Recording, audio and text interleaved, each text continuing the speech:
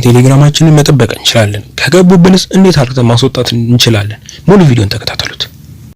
በመጀመሪያ እንዴት ቴሌግራማችን መጠበቅ እንደምንችል አሳያችኋለሁ። ቴሌግራማችንን ቀጥታ ከፍተን ሴቲንግ ብለን እንነካዋለን። በቀይ የተከፈተበትን እሱን እንነካዋለን። እሱን ከነካን በኋላ ቀጥታ የሚወስደን ፕራይቬሲ ኤንድ ሴኩሪቲ የሚላል እሱኛውን እንጫነዋለን። አሁን በቀይ የተከፈተ እሱ ከተጫነን በኋላ ቀጥታ የምንሄደው ቱ ስቴፕ ቬሪፊኬሽን የሚለውን እንጫነዋለን። ከተጫነው በኋላ ሴት አዲሽናል ፓስወርድ የሚል ይመጣልናል። እሱ ከመጣልን በኋላ ፓስወርዳችንን መጨመር ነው። ይሄን ከጨመርን በኋላ ቀጥታ ሴቭ ማድረግ እንችላለን።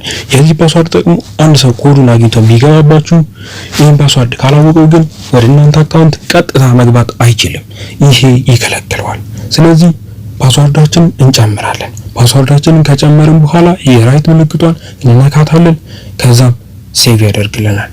ኮዱ ተልኮላችሁ ስትገቡ ይሄን ፓስወርድ መርሳት የለባችሁ። ምክንያቱም ኮዱ ተልኮ ከገባላችሁ በኋላ ቀጥታ የምትጠየቁት ይሄንን ፓስወርድ ነው። ስለዚህ ፓስወርዳችንን እንዳንረሳው ድጋሚ እንጽፈዋለን። ከጻፍነው በኋላ የራይት ምልክቷን ነክተን ሴቭ እናደርገዋለን።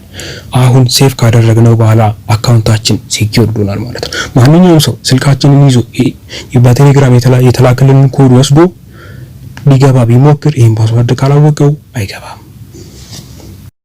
ለፓስወርዳችሁ ሂንት መስጠት ከፈለጋችሁ መስጠት ትችላላችሁ። ካልፈለጋችሁ ደግሞ ዝም ብላችሁ ስኪፕ ብላችሁ ማለፍ ትችላላችሁ። ይሄንን ኢሜይላችሁ የሚያስፈልገው ለሪከቨሪ ነው። ድንገት ያ ፓስወርድ ቢጠፋ ለሪከቨሪ መልሳችሁን ልታገኙት አካውንታችሁን ኢሜይል ያስፈልጋችኋል።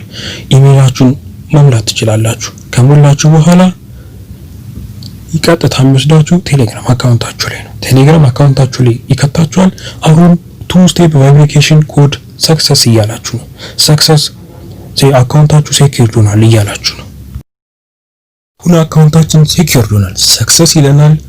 አካውንታችን ቱ ስቴፕ ቬሪፊኬሽን ሆኖልናል። ማንኛውም ሰው ኮዱን አግኝቶ ሊገባብን አይችልም።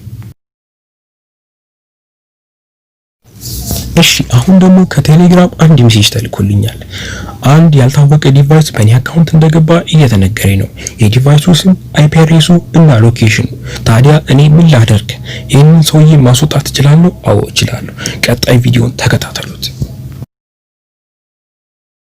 አሁን ቀጥታ ማደርገው ቴሌግራምን ሴቲንግ ከፍተዋለሁ። ይሄው ቀይ መስመር የተከበበትን ሴቲንግ የሚለው እነካዋለሁ። እሱን ከነካሁት በኋላ ቀጥታ ወደ ሚወስደኝ እሄዳለሁ። አሁን ፕራይቬሲ ኤንድ ሴኩሪቲ የሚለውን እፈልገዋለሁ። ፕራይቬሲ ኤንድ ሴኩሪቲ አሁን በቀይ መስመር የተከበተ ከዛ አክቲቭ ሴሽን የሚለውን እነካዋለሁ። እሱን ከነካሁት በኋላ ምን አይነት ዲቫይስ በእኔ ቴሌግራም አካውንት ገብቷል የሚለውን ያሳየኛል። ስለዚህ የኔ ዲቫይስ ከላይ ያለው ነው። ታዲያ ሌላውን ተርሚኔት ኦል አዘር ሴሽን ስለው ያስወጣቸዋል። አሁን ማንኛውም ዲቫይስ ከቴሌግራም አካውንቴ ወጥቷል። አሁን ያለው የኔ ብቻ ነው። ላሳያችሁ። በዛኛው ዲቫይስ ይሄው ቴሌግራም አካውንቱን ላሳያችሁ። ቀጥታ ያ ሰውዬ ወጥቷል። ይሄው አሁን የሚያሳየው ድጋሜ ሎጊን አድርግ እያለው ነው።